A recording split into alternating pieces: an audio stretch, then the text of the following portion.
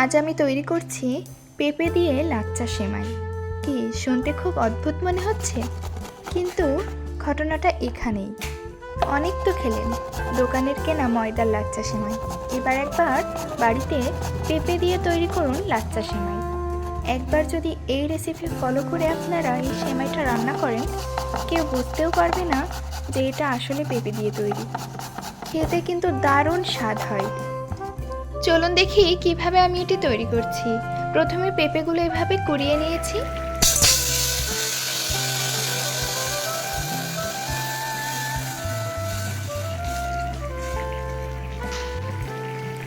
এরপর একটি পাত্রে আমি পানি দিয়ে পেঁপেগুলো ছেড়ে দিলাম। এখন এগুলো একটু ভাপিয়ে নিব।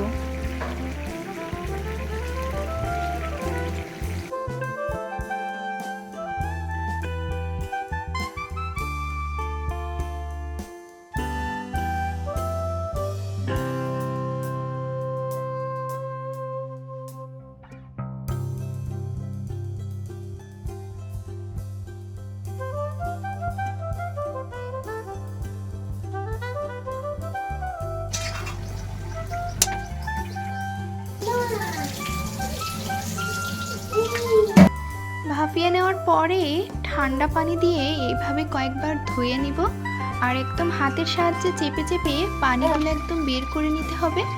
এরপর একটি পাত্রে আমি 500 লিটারের মতো দুধ নিয়ে নিয়েছি। এরপর দুধে বলক উঠে আসলে আমি পেঁপেগুলো ছেড়ে দিলাম। এরপর ভালোভাবে নেড়ে চেড়ে সামান্য লবণ দিয়ে দিতে হবে।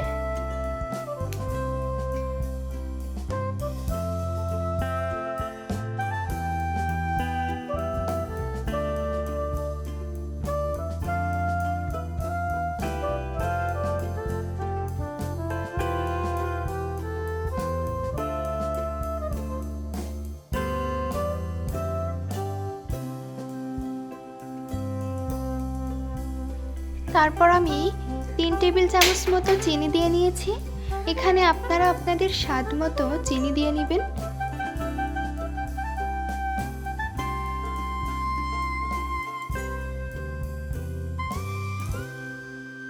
ভালোভাবে নেড়েচেড়ে এটি সেদ্ধ হওয়া পর্যন্ত রান্না করতে হবে। প্রায় 20 থেকে 30 মিনিটের মতো আমি রান্না করে নিয়েছি।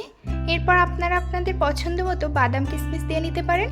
এরকম নতুন নতুন রেসিপি পেতে চ্যানেলটি প্লিজ সাবস্ক্রাইব করে দিবেন।